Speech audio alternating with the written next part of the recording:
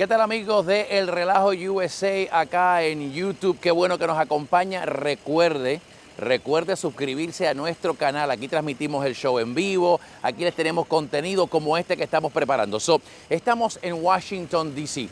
y aprovechamos que estábamos acá para darle una visita a nuestra congresista Susan Wow. Nos encontramos frente a las oficinas, el edificio de las oficinas congresionales. Es aquí donde los congresistas tienen todas sus oficinas. Muchas personas piensan que las oficinas están dentro del Capitolio, dentro del Congreso, pero no, son 535 legisladores, o ellos no todos pudieran tener sus oficinas dentro del Capitolio. Son varios edificios como este alrededor de Washington donde están las oficinas de los congresistas. Así que vamos a entrar para que usted tenga la oportunidad de ver cómo son los pasillos, cómo son las oficinas, en este caso de nuestra congresista Susan Wow, y vamos a hablar con ella también. Vamos. Ya pasamos por seguridad y yo quería demostrarles a ustedes cómo se ven los pasillos del Congreso, cómo se ven las oficinas de los congresistas. Este pasillo que usted ve es un pasillo largo, todas esas puertas, todas esas banderas que usted ve ahí son diferentes oficinas de diferentes congresistas. Por ejemplo, esta primera que está acá es del congresista de Wisconsin. También no están divididas por partido ni nada, son simplemente la oficina que le asignen a ese congresista. Aquí está el de Wisconsin. Vamos a caminar por acá porque creo que la próxima oficina es la de Susan Wild. Vamos por acá. Usted camina por el pasillo, ve todas las oficinas hasta que encuentre la oficina de su congresista. Esta es nuestra congresista Susan Wild de Pensilvania. Vamos a entrar allá para hablar con ella. All right, so first of all, thank you for welcoming us into your Washington office. Thank you, Victor. I'm glad you're here. We've known each other for a long time, but I don't think you've ever, Yes. and you come to Washington a lot, but this is your first time actually Yes, in the absolutely. office. So many people may not realize that you have multiple offices. That's right. You have a couple of offices in your district, and then you have the one here in Washington. So for those who were utilizing this as a way of showing them and teaching them Yeah. what it takes to be a congressperson, and so how many offices you have and where are they? Okay, so this is my only office in Washington. This is where I always break it down as saying this is where we do most of the legislative work, where we're doing the things that apply nationally. Mm-hmm. But we also do a lot of work here that applies to our district. Back in Pennsylvania, we've got 3 offices. So we have one in Allentown. It's right at 5th and Hamilton. We have one in Carbon County, and both of them are full-time offices, open all the time. And then we have one in Easton.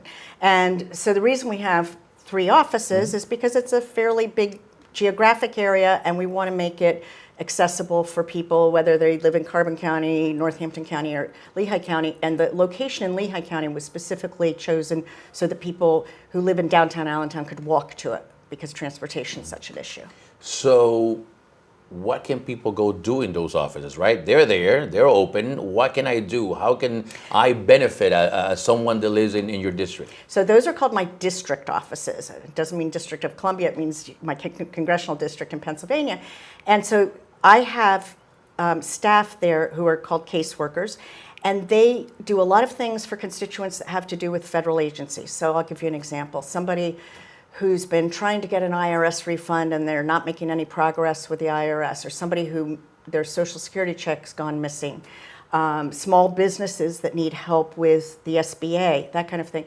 So they can come into the offices, but they can also call, and we get most of the cases we get are initiated with a phone call from somebody or sometimes an email, but then they often will come into the office to meet with the caseworker about it. So it runs the gamut. I mean, it's tax refunds to veterans issues, people who are just need a visa or a passport on short notice. We have a lot of that. So that's what we can do in the district offices. And those offices are funded by the government. Yes, those offices, just like this office, are funded by the government, which means by the taxpayers. We have a budget that we are required to work within every year, and the employees are paid by the government as well. For those who don't understand, well, I've been to the office and Susan is not there. Some people may not realize, yes, you have those offices, but your job as a congressperson, it's here in D.C. Well, half the time it is. So I always tell people, first of all, 50% of the time I'm here in DC because we're required to be, because there are votes and that kind of thing. The other half of the time I'm home in the district, but I might be up in Jim Thorpe, I might be in Allentown, I might be in Northampton or Nazareth or Easton, because again, it's a big district. And so a lot of my time when I'm home in Pennsylvania, I am out on the road meeting with different employers, small businesses, schools, that kind of thing. I'm glad you mentioned that because people think you're the Allentown Congresswoman. Yeah. or you know, some other city within your Just district. to give them an idea, we have 850,000 constituents. So that's a lot of people. Yeah. So you represent not only just Allentown, but That's you right. represent parts of Bethlehem, and then you go All into of Lehigh County. all of Lehigh County. All of Northampton County. All of Carbon County. Oh, wow. So there you have it. So again, I really wanted to take this opportunity to hopefully educate and explain to people that it's more than what meets the eye. Right. That it's more than what they think or believe, right? So like you said, you may be in the district, but you have to drive everywhere. All over the place. And you don't have a driver, do you? I don't, because I prefer to drive myself. I'm a little strange in that way, because most members of Congress will use a driver. I just like driving my own car, and actually it's good quiet time to either listen to the radio or to just think about whatever I'm about to go do. I bring it up because, again, it's good for people to realize and understand that you have to deal with the same thing we have to deal. You have to drive, look for parking. Right. You know, you don't get sirens and people blocking the traffic for you because you're the congresswoman. You sure don't. You sure don't. And it's an opportunity, right? So if you decide to drive somewhere in Carbon County, it I'm will driving take to Carbon you as County. long as it will take me to get there. And then Right. you have to find parking and you have to deal with the same thing. And it's time Exactly. consuming. It's very time consuming. It's part of the job. It's also, I like seeing the district. So for me, when I'm driving to Carbon County, or let's say I'm driving to northern Northampton County, I mean, we have a beautiful area that we live in. So it's, some of it's really enjoyable just to see the change of seasons or the farms when, you know, everything's growing. But yes, it's time commitment. And I know you and I, off camera, have joked about this before. You also drive to Washington, D.C. I sure You don't do. have a helicopter, you don't have a plane. You drive the 3-4 hours, depending on the day and the traffic, back and forth. That is exactly right. So I've learned to try to leave at times when traffic will be light. You never leave Washington on a Friday afternoon, ever. If we get out of here so late that it's Friday afternoon, I'll wait until Saturday morning and drive early. But yeah, it can be anywhere from 3.5 to 5 hours. So again, all of those things only to remind people, educate people, or get them to understand of how time consuming it is, Right. how complicated can it be, right? Keeping an agenda and the fact that you have to drive the 3-4 hours to Washington and the time that you have to spend here. So when you're here, what do you do?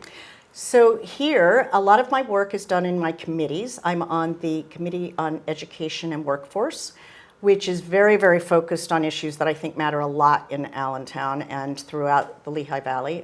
It's focused on how can people, first, it's more focused on higher education, but I'm very focused on K-12 as well. I'll just give you an example. When COVID happened and the Allentown School District, which struggles, the superintendent called us and said, all these kids in the suburban school districts are already online learning. They've got laptops, they've got Wi-Fi. But Allentown kids, a lot of them don't. So one of the things I did then was get a very quick $10 million grant to the Allentown School District, and he was able to get kids up and running with the help of some private companies, Comcast and others, who got Wi-Fi, got laptops to these kids with this money. So I'm focused on K-12 as well as higher education. And higher education, just to be perfectly clear, I'm not just talking about colleges and universities, although we have some great ones. I'm a big fan of our community colleges, Northampton Community College and El Tri-C. I think they provide an amazing value, especially to people who aren't quite sure what they want to do. But then trade schools, because what I hear from all of our manufacturers is we need more people to go into the trades, we need more. And ultimately, higher education is about jobs and careers, right? And so I really think that focusing on how people can advance their education in whatever field it may be after 12th grade and helping them to pay for it. That's the biggest impediment to getting a higher education. And then my other committee, I'm also on the Foreign Affairs Committee, where we deal with just a wide variety of what's happening around the world. I really like that committee because for the most part it's very bipartisan. There's a lot of focus on national security issues. There's a lot of focus on making sure that bad actors aren't getting an unfair advantage in the world. So that's a great committee to be on. So I do a lot of work in those two committees. I'm also the ranking member on the Ethics Committee, which is an internal committee that really just tries to make sure that we have a good government and that people, are doing things the right way and that they're not, and this is specifically applicable to members of Congress and their senior staff. Keeping them in check. Keeping them in check. And unfortunately, it's busier than I'd like it to be, but it does good work. And it's the only truly bipartisan committee in Congress. We have an equal number of Democrats and Republicans. Every other committee in Congress, whichever party is in the majority, they have a few more of their members than the minority party.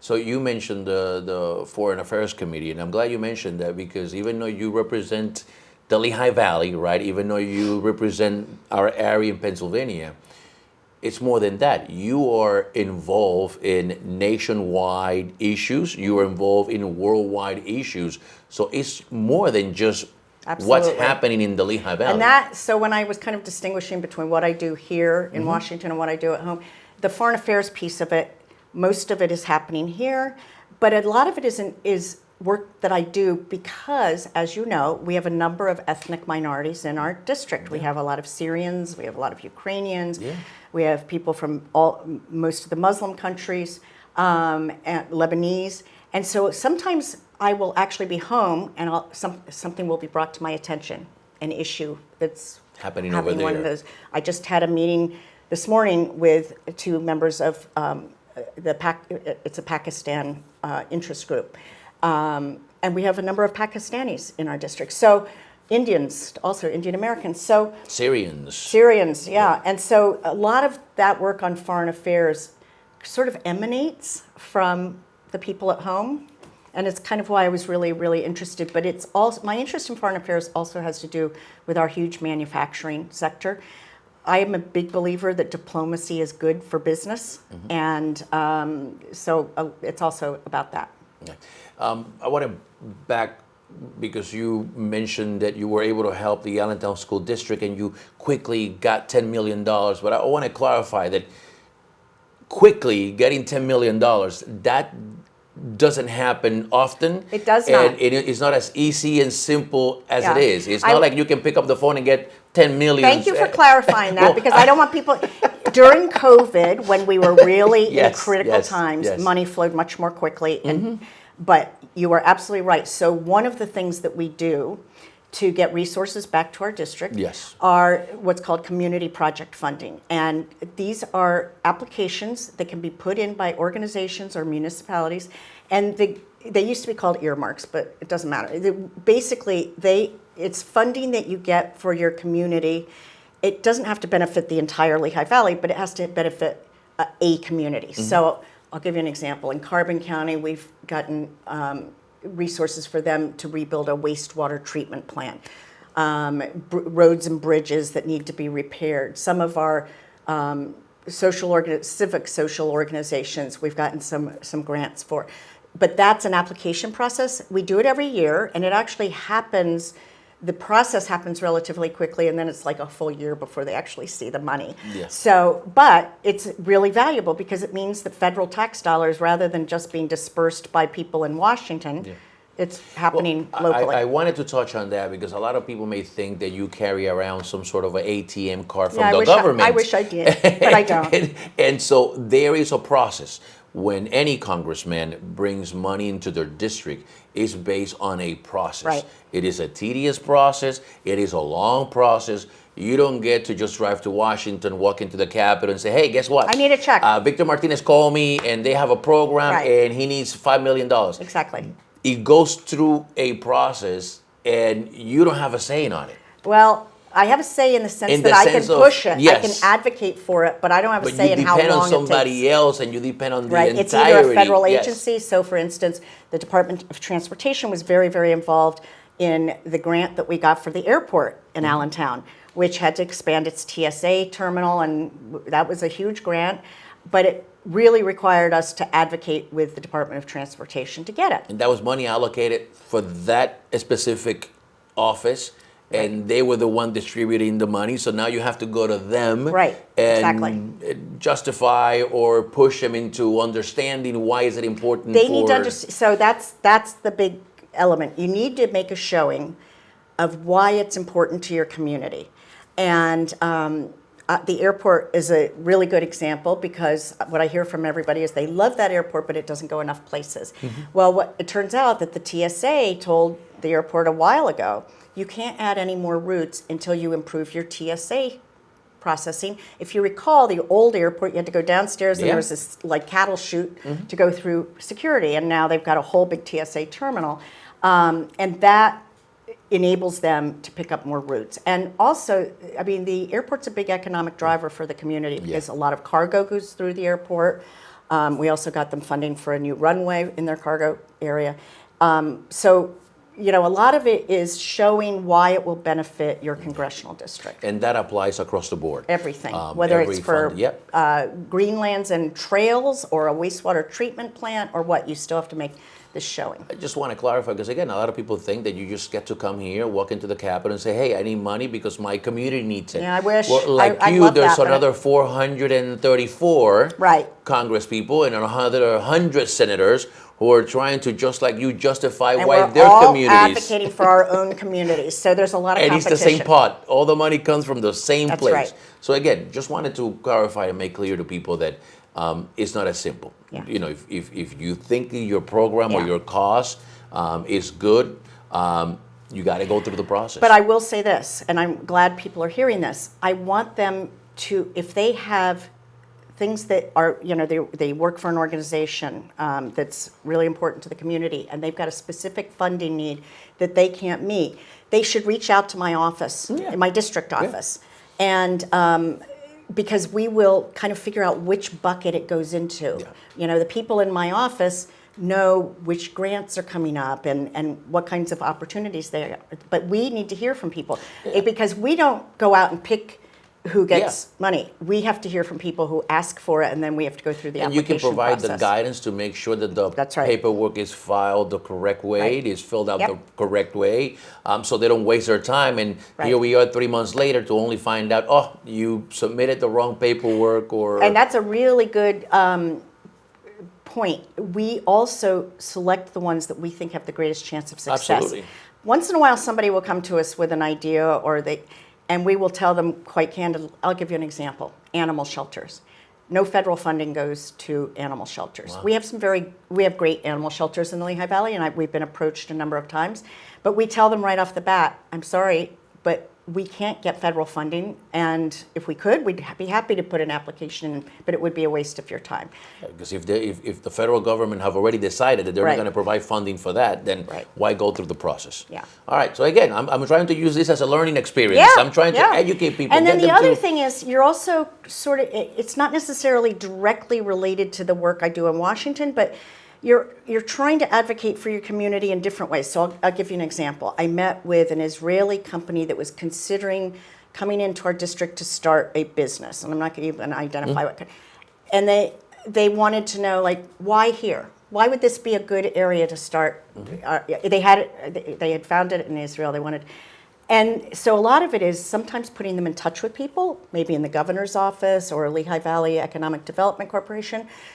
We meet a lot of people in this job, and so to the extent that I can help the You're Lehigh like an air Valley- traffic controller. Kind of, Go yeah. this way, go that way, call this number. Right. They may be able to help you and more that than... also, by the way, happens with our caseworkers in the district. Sometimes people will call and they'll be upset about a pothole. Seriously, that happens. We have no control over potholes, but they know exactly who to put that person in touch with. Call the city, call the Right. mayor, call So the I always city. tell people, call my office. If we can't help you, we know who can, and we will get you there. All right, well, there you go.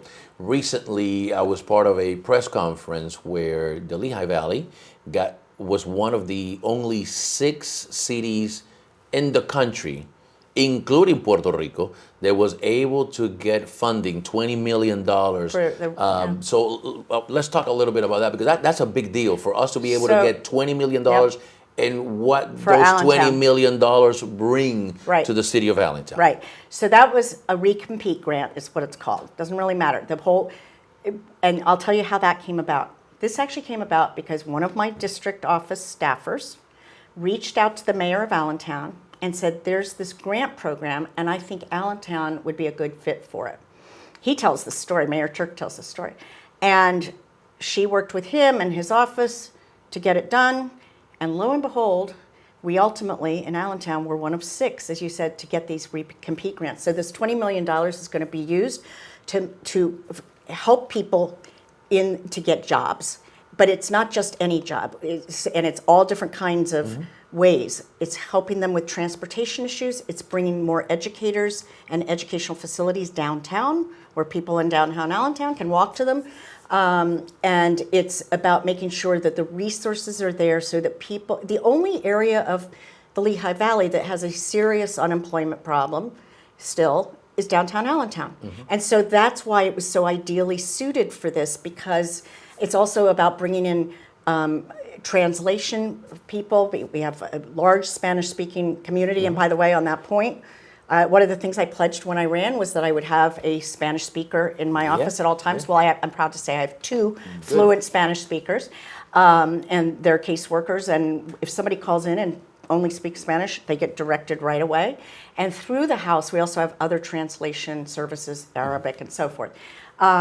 But anyway, just getting back to the recompete grant, that was a pretty big deal, and we were waiting with bated breath because it really came down to the wire, and we knew that 6 were going to. First, there was like a cutoff, and 20 or some got selected to be in the finalists. So we made it into that, and then it was like, fingers crossed, and we got it. And so did Puerto Rico. Yes, absolutely. Puerto Rico was one of the 6, but I bring it up because besides all the good things that this money is going to be put into use, I want people to understand, only 6 places out of the entire United States, and Puerto Rico is a territory. So this is United States and territories, and Allentown was one of the huge. 6 that got chosen. Yeah, so $20 million. it's a big deal. Very big deal.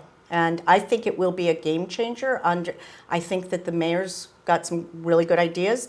He's not alone in how that's going to get run. The federal government will have oversight. City council will have a say. It will involve a lot of people, private partnerships.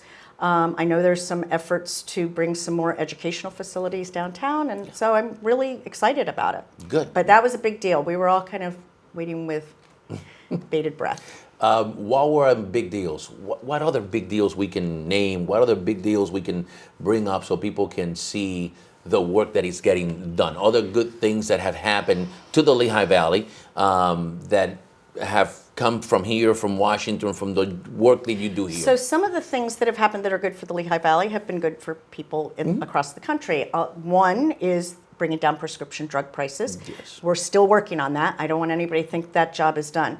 Bringing down the price of insulin to $35 a month was huge. Inhalers. Allentown, unfortunately, for the 2nd year in a row, has been rated the worst place to live in the country if you have asthma. That is not a rating that anybody wants, and obviously we need to find out what's at the root of that. But in the meantime, we have a lot of people that use inhalers, and they're incredibly expensive. Those have now come down, and we're just about to get an announcement on, well, there's 10 drugs that have already been identified. They're all life-saving, very expensive drugs, heart medications, cancer, some other things. They're currently being negotiated, and by the end of the year, we'll know what the new price is, and that's going to be a game changer. So bringing down prescription drugs was one of my missions when I got here. As I said, until we get all of those expensive medications down to a reasonable. But here's what I want people to understand: the rest of the world has been subsidized by Americans, because only in this country can the pharmaceutical companies sell these drugs at these prices. Other countries have price controls in. So they'll still sell their drugs in those countries. Cheaper. But they make it up. That's why people travel to Canada and Mexico to get their drugs. Yeah, it's literally. cheaper there. And so that's a really big deal. Well, I want to take advantage of you mentioned that, because in the scheme of national politics, we hear the White House, the president, the vice president, I will say taking the credit, right? We did it. And yes, they were fundamental, they were part of it. But they It's can't get Congress that nothing got done. that They can't get nothing And done without Congress. let me say, so it was Congress the one that got it done. And it was a battle. The White It was a House battle. pushed for it. The White House They definitely endorsed it, and all of that good stuff. But nothing here gets done without Congress. So, That's right. So And we have people of both parties, lots of Republicans, lots of Democrats, and we don't see eye to eye on everything. So there's always a compromise, almost always, that has to be made to get things through. So, if people wonder, like, why didn't all the prescription drugs come up for negotiation at the same time? Well, one of the compromises we had to, that's what I would have been for, but one of the compromises we had to make was, okay, first we're doing insulin, because that was the most egregious. Mm-hmm. That was the one that, was sold by the man who invented it. The patent was sold for $1 because he wanted everybody to have it. And then now we sell it at $300-400 or more. Or more. So that one was really, and of course it's life-saving. People who need insulin cannot just skip it, although they sometimes do. So yes, you're right. I thank you for that. I appreciate that. Yes, but it's literally a cooperative effort. It means that members of Congress and the Senate have to really be committed to it. And then you have to have a White House that is willing to sign these matters into law. Absolutely. And so I think it works well when it works well. And on that point, when you're talking about dealing with the other side and the Republican side, I bring this up because I think that fundamentally the biggest problem that we have in politics in our country is the perception that we need to get all we want. It's all or nothing. Right. And again, I think that's one of the biggest problems because we can't all get all what we want, and both sides need to negotiate. Right. And like you said, when people say, "Well, why you didn't just get all of them at once?" Well, because you have to negotiate. You have to be willing to give a little to get a little. In a Congress divided, not only by politics, but literally divided. When the margins of majority are by 2 votes, 3 Right. votes, or a tie in the case of the Senate, you have to negotiate. You have to give some to get some. And this is where it's so important that some members, myself included, really are strong on working on a bipartisan basis. Mm-hmm. Because what you have to do is you need to identify the people on the other side of the aisle that you're going to be able to work with. And then you've got to get them interested in whatever your mission is, whatever your bill is, and you hope that you can get them to sign on to it and that kind of thing. And there are still a number of us here, but all of them are moderates, either moderate Democrats or moderate Republicans. The people on the fringes are the ones that often stop things from getting done. Because the margin of majority are so small, Right. then those minorities get to scream the loudest. Yeah, so the and get to Republicans have a run the majority table. right now of, I don't know, 4 or 5, but they have about a dozen in their party who have no problem just sabotaging bills. Yeah. So if you've got a dozen that'll do that, and you've only got a majority of 4 or 5, then you can't. I mean, the speaker's going through it right now. Yeah. It's today, Wednesday. We're going to vote. We're going to vote today on a government funding bill that I'm told will not pass because they don't have enough Republicans to pass it. But he's going to put it on the floor in the hopes that next week the people on his side who were giving him a hard time will relent and let him put through a different bill. And on that point, now we're going into the politics of this conversation. It used to be that it was a sense of pride for someone to say, I work with the other side. I was willing to compromise. I got this done because I found someone in the other side that was willing to work with me. In the world that we live in today, that's a curse. It depends on your district. Yeah, but it's like, Right. It's oh not. my God, you work with Democrats. It's Oh my not- God, you yeah, were willing to work. Compromise is a dirty word. Yes. But I will tell you, in a district like ours, and people still feel that way. I mean, you've got almost an even number of Democrats and Republicans and a whole lot of independents. You've got to work in a bipartisan way because half the people you represent aren't of your party. But there's only about 20 districts in the country like ours where we have that even split. Most districts across the country are either solidly Republican or solidly Democratic. And as a result, their representatives, and I'm not disparaging any one person, they don't have as much incentive to work with somebody from the other side as I would. You would think that the incentive will be the greater good, right? I would hope, but as you said, hopefully we're going to get through our troubled times and get back to. I mean, I grew up in a household where my dad was Republican, my mom was a Democrat. They had plenty of fights, but they never fought about politics. And I don't think they could still be married today, given the division, in politics. But absolutely. But again, things were worth talking about it because again, it all complicates things. Right. It complicates getting things done. Yeah. And when I see, I'm not talking about any particular race, but when I see commercials during political election season where they're attacking the other person because that person in primaries. Because that person was willing to compromise or was willing to get things done by meeting, by talking to the other side. And I will look at the propaganda and I'll go, well, wait a minute, isn't that what we want? Why are we criticizing or kicking that person out? The vast majority of Americans would like people to be civil and decent and more moderate. I mean, that's what I hear constantly. And it's just kind of crazy that we've gotten so far away from that. I think it gets in the way of us getting things done. So on the subject of immigration, people always say, why can't we ever get anything done? Well, the answer is because it's become a political football. The only way we're ever going to get it done in this country is to have people agree on the fundamental things. We shouldn't be separating families at the border. But at the same time, we have to make sure that people are coming and immigrating legally. We've got to make sure that we are preventing the spread of drugs from our southern border, et cetera, et cetera. We can all agree on those principles, but it's almost as though, and we heard that this year, when the Senate had a bipartisan bill that Democrats would have voted for, even though there were a lot of things in it we didn't love, Republicans would have voted for, same thing, but a certain presidential candidate put the kibosh on it and asked the Speaker of the House, who's a Republican, not to bring it for a vote because he didn't want Democrats to have a win in an election year.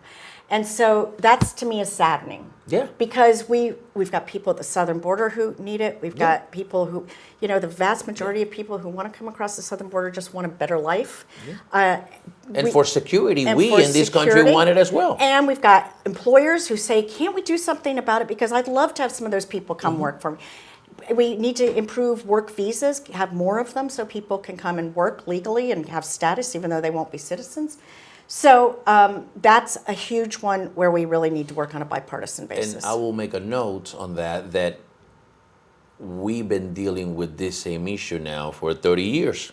Maybe longer. And every president, no matter what the party, has had this hanging around. So I bring it up only because in today's environment, where they are making us think or believe that this is a problem now. No, this has been a problem for the last 20, 30 years. Absolutely true. This just didn't happen in the last 4 years. This just didn't happen when Donald Trump was president, he had the same problem. Absolutely. And during my show, I myself have brought a video where Trump was at the Oval Office giving a speech asking Congress to please pass an immigration bill because over 264,000 illegals were crossing the border. But again, in the world that we live in, someone who doesn't care or is not aware of will think that this just started 2 years ago or 3 years ago or 4 years. No, this was happening during the Trump administration, during the Obama administration, during the Bush administration, and we can go all the way back. Some people may not know, the last time we got immigration reform was Ronald Reagan, 1984, 1985. So we've been dealing with that for years. So this is not a problem that just started 2-3 years ago. And it is exactly because of what you explained, right? Using it as a hot potato, and then we talk about it, but we never get it done. Right. So again, good opportunity. So those are just some of the things where I think we could really work on a bipartisan basis. And if you have people who are reasonable and have good faith and aren't just looking at the next election. That's one of our problems. Everybody's always looking at the next election. My feeling is if you're going to come here as a member of Congress, you should be coming here to try to do the common good. And that's really what we should all be working toward. All right, so now that we got done with the official stuff, it's election year. Yes, You're running for re-election. I am. So let's talk a little bit about that. So you've been now a congresswoman for... 6 years. This is my 3rd term. I'm running for my 4th term. So for those who don't know, or let's refresh their memory, Congress people go to re-election every 2 years. Every 2 years. Every 2 years. Senators every 6 years. Every 6 but years. House of Representatives every 2 years. And that's a whole conversation for Yes, a whole it is. different show. Because again, the fact that you guys have to every 2 years go through this, the fact that every 2 years you have to raise funds, go back to the district, and campaign, and taking away time from... Taking away time. So the entire month of October, the House of Representatives, and I think the Senate, but I'm not positive, will be out of session, meaning we will all be home in our districts. It's not so we're doing work there, although I will still be doing official work. It's because there's a campaign. Yeah, there's an election on November 5th. Yeah. And think of all those wasted people hours, that we could do away with. But let me just also say, I think it's bad for the American people, aside from the taxpayer issue, because what's happening is our political season has become longer and longer. It never ends. So people are subjected to political commercials nonstop. They're also subjected to nasty commercials about me or about my opponent or whatever. And they don't really have any way to fact check them. Yeah. It's basically whoever can raise the most money can spend the money saying whatever they want about the other person.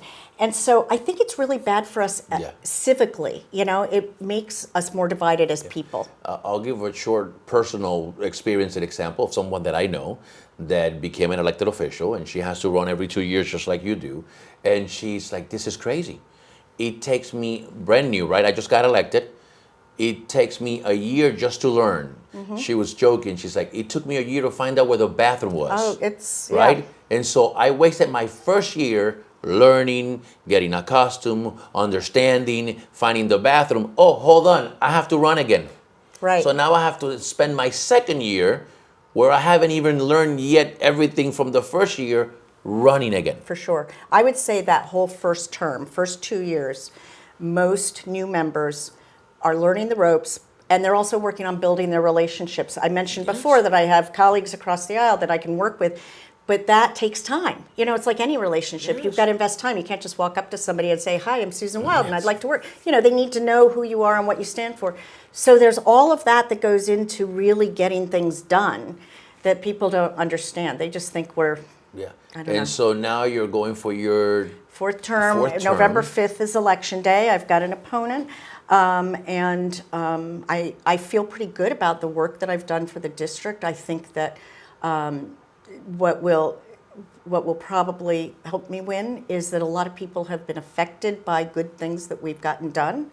And by the way, I hear from Republicans as well as Democrats that are very pleased. I mean, a lot of people with businesses that feel like one law or another that we passed has helped. Our manufacturing sector, the fact that we are bringing so much back to be made in America is huge. And that's really huge for the Lehigh Valley. I always say there is nothing that we can't make in the Lehigh Valley. And we need to do that. Absolutely. So you're running for re-election.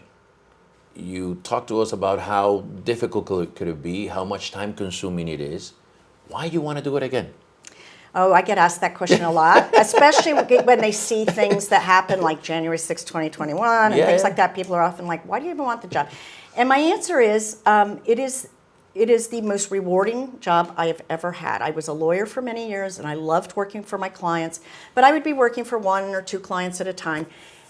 To be able to really make a difference to an entire community that you love is just a wonderful feeling. And the best, somebody will walk up to me in a grocery store, who I don't know, randomly, and say, I just wanted to thank you because this person in your district office saved the day. We were going on vacation and we realized that one of our family members' passport expired, and they got us an emergency passport like overnight. Little things like that, and then bigger things too, literally bigger things like insulin prices. And so it's a very rewarding job. That's the upside. There's downsides, which are mostly about having to campaign every 2 years and that kind of thing. but the upside is what keeps me wanting to do it. I have someone that told me once, when he's bad, but when he's good, it's real good. And when you can get something like that recompete grant, I mean, that's when you just feel like you're on top of the world. And one of the things that I was most focused on when I got here was that people outside of Pennsylvania think of Pennsylvania as Philly and Pittsburgh. Yes. And it just bothered me. And when I say that bothered me, I mean the agencies, the people who hand out resources and money. So one of my main missions was to make sure the Lehigh Valley was on their radar. And we got that recompete grant, which at one time probably would have gone to Philly or Pittsburgh. And we've gotten a lot of other things that we had to fight for. Yeah. So through this past 6 years, what would you say, and you can mention more than one, but what would you say have been your biggest accomplishment? And again, not recently, but you can include the last 6 years, something that you are proud the most, or something that you really fought for it took you a while, but you got it done, something that you can tell our audience that, you know what, there was that one. I mean, we've done a lot of things, but that one is the one that I really... So probably I would put all of my top things in the same bucket at the top under healthcare, okay? Bringing attention to the need for better and more mental health care at every level. Children all the way up to senior citizens. I've been very, very proactive in that, and we haven't solved the problem yet, but we've brought a lot of awareness to it, and I think that's important. Also, the prescription drugs are under healthcare. Supporting the ACA and really working to bring down healthcare premiums. I know everybody feels like they pay too much for their health insurance, but the reality is, a few years ago, if the cost of living were the same, you'd be paying even more. And I just think that is a really significant thing. The other areas that I really just feel incredibly invested in are our children and our seniors. And I say that because I think they're the most vulnerable members of our society. Children, for obvious reasons. But a lot of times people don't think about seniors as much. And too often, they sort of get shut away and forgotten. And so expanding Medicare has been a big priority, making sure that Social Security is not cut. One of the things that I am very, very proud of is supporting the idea that we go back to not taxing Social Security benefits. Yeah. We've got the billionaires who aren't being taxed enough, and then we've got people collecting Social Security, and that's all they live on, and they're paying taxes for the second time because they paid taxes when they paid into Social Security. So those are for the children, it's obviously healthcare is very, very important. I've been working a lot on pediatric cancer. Was just at the pediatric cancer of the Lehigh Valley Walk last weekend. But we're working a lot on getting more research money for pediatric cancer, but also the schools. I want every child in our community to have all of the advantages of the wealthiest school district. Yeah. And that really, really bothers me, that we've got suburban school districts with state-of-the-art facilities, state-of-the-art equipment, and then you've got teachers in Allentown that can't even get new textbooks. That to me that really bothers me, and I don't know how we can expect our children to get ahead in the world. Absolutely, and I've used this story before because it was a story that personally marked me. I realized that one year, this was a few years ago, where I was in one of the Allentown parades, and I was the MC, I was there, and I see one of the bands from one of the schools coming down. Beautiful. It looked like a Disney parade. Mm-hmm. They had their uniforms, their instrument, they looked good, they were coming down. I'm not going to say districts, so I'm just going to say it was good. And wow, awesome, beautiful. Right behind them was another school from Allentown. No, I'm going to say it, from Allentown. And the kids were in jeans and a sweatshirt. Right. And you could tell the instruments were old. And it broke my heart because for the entire parade, as a father, I'm thinking those kids had to walk for an hour looking at the kids in front of them. With the fancy uniforms. Asking, why are we with those fancy uniforms? Why are we using those nice shiny instruments? And what a position to be put in as a kid, where you visually can see someone that lives 10 minutes I from know, you. it's so dramatic. Yes. Because it's such a close distance. Lives 10 minutes away from you, but you're wearing a sweatshirt and a pair of jeans, and they look like the Rose Bowl. Yeah. And that was the first time that visually hit me. Yeah. Like I could, okay, now I got it. Yeah. I'll tell you another example that really hit home for me, and it wasn't a huge example, but somebody called me from Allentown and said, we have 50 graduating seniors in Allentown who can't afford the cap and gown fee, which was like $45 or something like that. And what can we do? Now that's not so, like, as you said, I wish I could write a government check and just, but I can't. And I said, has anybody called the school superintendent to see if, and if the school district can't do something, then we should be putting together a group of philanthropists to make sure these kids. So they said, I don't have access to calling the school superintendent. Well, I do.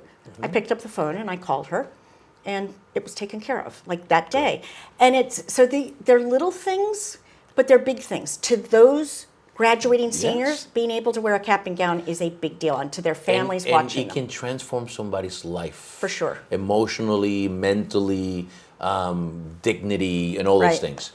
So now that you're running again, let's look forward. What is it that you want to now do? What is it that you're looking forward? You say you want to run. You talk about the fact that you feel you like the way it feels to impact people's lives. So moving forward, what is it that Congresswoman Susan Wild, wants to do if she wins in November with the next 2 years? Okay, I'm glad you asked that because I have a plan. So all the things I'm already working on that aren't, that need to continue to be approved, but my next big focus is childcare. We do not have anywhere in this country a good way of dealing with children of two-parent working families or single-parent working families. So it's rare that moms stay home anymore. Yeah, most couples are two-parent working couples. And that started roughly 1960, right? But we've never figured out anything about how we manage it. So people are just always left either, I think one of the vice presidential candidates recently said something like, I guess grandma and grandpa will have to help more. And the answer to that is, well, grandma and grandpa, chances are they're working to 75 because they can't live just on their Social Security. How are they going to take? But the point is, we as a society would benefit. The children would benefit, and that's first and foremost. We need to have universal preschool. There are states that have it. District of Columbia has it. I will tell you, when you can put kids in a true preschool, not just a daycare, but a true preschool at age 3, and put resources into it as a public program, it's a game changer. Imagine if you're a working parent and by age 3, your child is going to be in a school program where you feel safe. Where it also helps them get started early, learning how to write and read. And then think about the cost of childcare. That's what I hear about the most from people, especially young people getting married. And they're like, well, we both got student loan debt and our rent's really high and we want to have a child, but the cost of childcare is almost as much as our mortgage. And that childcare is my number one priority, and my second is tackling housing issues, which are a problem I will everywhere. share a personal experience. The reason why my wife doesn't work somewhere else, she works with me, but the reason why she doesn't work somewhere else is because when we did the math, everything she made would have been to pay for the daycare. And she's like, well, I'm not going to work. Why would I do that? I'm not going to work and bust my behind only to then turn that check over to somebody else. Exactly. And our employers need more workers. I hear that all the time. One of the reasons they don't have as many workers as they'd like is because people like your wife they do the math and they're like, why should I go back to work? I'm going to just spend it all on childcare. And then at the end of the year, when you do your taxes, you got to show that you made all that income. And it's taxable, but you didn't get to keep any of it.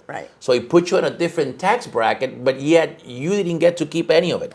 So again, bringing So that's probably my number one priority next year. And again, having to do with children, bringing back the child tax credit, which was rudely taken away by the Republicans this year, which put a few $100s in a lot of people's pockets, including it right in Allentown.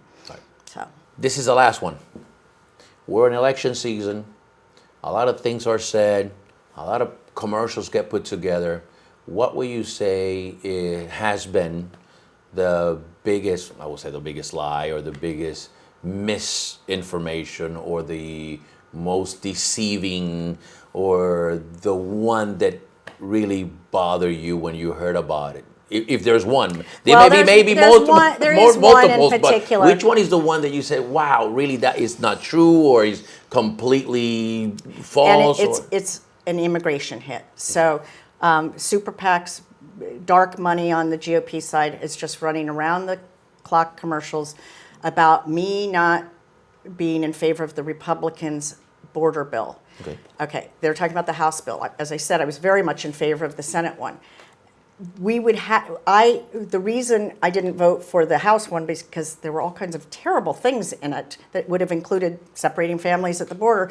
But more importantly, because I wanted to see us take a vote on the much more sensible Senate bill. I don't want anybody to think that I'm soft on the border. I have voted for additional funding for Border Patrol. I have voted for additional resources to make sure we've got the right technologies at the border to detect drugs that are being brought across and tractor trailers carrying fruits and vegetables and that kind of thing. I am as much in favor of a safe and secure border as the next person. But I also, and there's really no but, I'm very much in favor of that. I just think we've got to stop treating it as a political football and sit down, Republicans and Democrats, working together and crafting a bill and stop thinking about it as a political win or loss. That's the biggest thing. There were two bills. You support one but not the other. I support the Senate bill, but I also have in the House, we have a bipartisan bill called the Dignity Act that really needs to get traction because it does a lot of things that people on both sides would be very happy about. And I'm on that bill. I'm one of only roughly 10, maybe 15 Democrats on it. And I'm really proud of that bill. And that's the way we need to, and it's not perfect from our point of view. It's not perfect from their point of view. But it's a good compromise bill that would go so far to solving our problems. And in the last debate, Kamala Harris mentioned that if she was to get elected, she will put that bill back into Senate for a vote. And you said that's a bill that you may. And I would vote for that bill. Yeah. We would need to have the majority here in the House because otherwise the speaker's just gonna, the Republican speaker will just say, I'm not, his words were, it's dead on arrival in the House. I'm not putting it up for a vote.